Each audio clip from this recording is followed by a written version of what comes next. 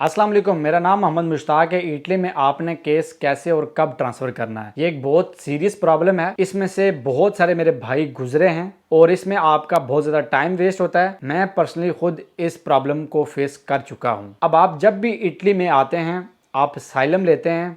Asylum पहले दो किस्मों की होती है। एक किस्म असाइलम की ये होती है कि आपने फाइनेंशियली खुद आपने हैंडल करना होता है सारी चीज़ों को, घर, जूती, कपड़ा, खाना पीना। इसको बोलते हैं ओपन साइलम। मतलब है कि आपने कसूरे में जाना है, अपने असाइलम लेनी है, उनको ये कहना है कि मैं यहाँ पे रहता हूँ।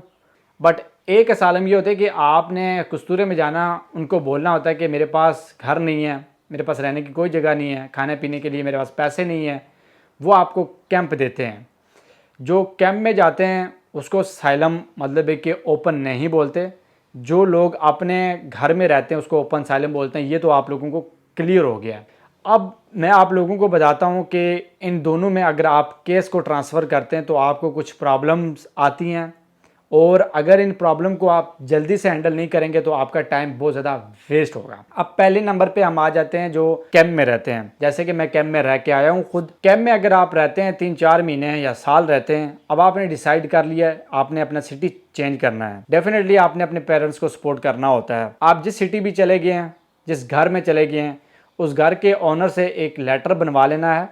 उस ओनर से बनवाना है जिसके नाम पे घर है, मतलब है कि जिसके नाम पे कॉन्ट्रैक्ट हुआ है। तो ये लेटर लेके आपने पहले उस कस्तूरे में जाना है जिस कस्तूरे में पहले आप रहते थे, जिस सिटी में आप पहले रहते थे। उनको ये बोलना है, ऑपरेटर को भी दे देना वो एक लेटर, और कस्तूरे में भी दे देना कि मैं यहाँ से यहाँ ट्रांसफर हो गया हूँ। अब जब आपकी सजोर रीन्यू होगी, पीली सजोर होगी या रिसीव होता होगा, उसके साथ भी वो लेटर लगा के आपने उस कस्तूरे में जाना जहाँ आप रहते हैं। तो आपकी सजोर वहाँ से रीन्यू होती जाएगी। आपका जो डॉक्टरी कार्ड होगा वो भी उसी कमूने से रीन्यू होता जाएगा।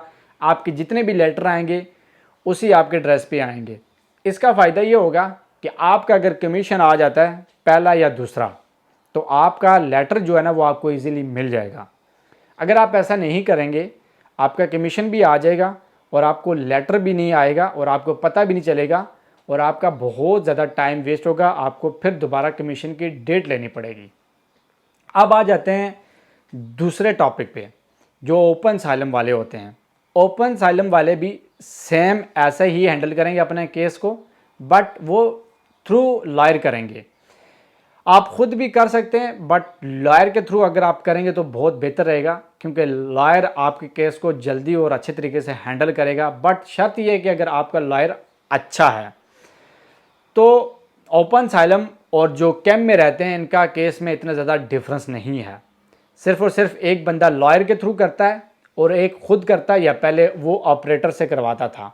लेकिन इन दोनों के केस बहुत लॉन्ग टाइम तक चले जाते हैं अगर ये चीज़ों को शुरू से ही नहीं देखते।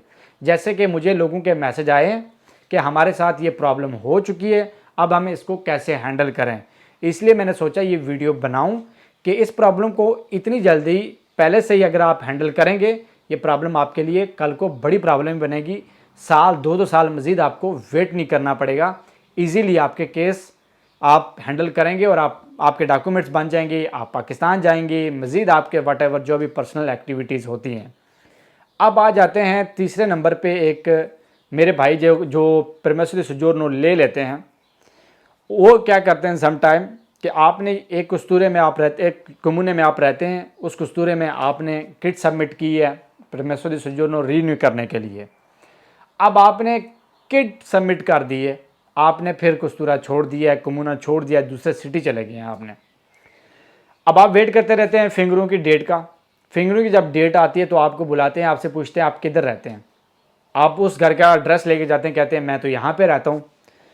उसी टाइम आपको वापस भेज देंगे आपके फिंगरिंग की डेट। जो आपके फिंगर होंगे वो आपके फिंगर नहीं लेंगे, आपको बोलेंगे आपका फिंगर वहाँ पे होगा जहाँ आप रहते हैं। आप अपना केस पहले ट्रांसफ़र करें, फिर आपकी फिंगरों की डेट वहाँ आएगी, वहाँ फिंगर दें। अब यहाँ पे क्या होगा, आप जब आप केस ट्रांसफ़र करेंगे उसके 3-4 महीने भी वो ले लेंगे, आपका ये 3-4 महीने भी ज़ाया। फिर उसके बाद आपको वो कस्तूरे वाले फिंगरों की डेट देंगे। वो क्या पता मज़ीद साल की दें, मज़ीद 5 महीने दें, मज़ीद 3 महीने की दें। ये टाइम भी आपका वेस्ट। जितने भी मेरे भाई जहाँ भी इधर से उधर मूव हो रहे हैं, सुबह तो आपने कोशिश करनी है कि लेटर अपने रेजिडेंसी का या ओस्पीटी लगा के उस कमूने को भी और जहाँ रहते हैं वहाँ पे आपने इन्फॉर्म करना है। ऐसे आपके टाइम वेस्ट नहीं होगा, आपको परेशानी नहीं होगी। आई होप कि ये वीडियो आपके लिए हेल्पफुल रही होगी, आपको समझ आ गई होगी कि मैं एक्चुअली वीडियो में क्या समझाना चाह रहा था आपको। बहुत सारी वीडियोस मेरे चैनल पे पड़ी हुई हैं जिनमें मैंने बहुत सारे इश्यूज डिस्कस किए हैं। मज़ीद वो भी जाके आप दे सकते हैं। जैसे कि लास्ट वीडियो मैंने बात की थी, जो लोग डिपोर्ट हो रहे हैं, तो चैनल को सब्सक्राइब ज़रूर कर लीजिएगा, क्योंकि आपके लिए ही वीडियोस बनाता हूं मैं, क्योंकि मैं पर्सनली इस प्रॉब्लम से गुजरा हूं। बाकी वीडियो को लाइक ज़रूर कर दीजिएगा। हम नेक्स्ट वीडियो में मिलते हैं। अपना ख्याल रखिएगा। अल्लाह हाफिज़।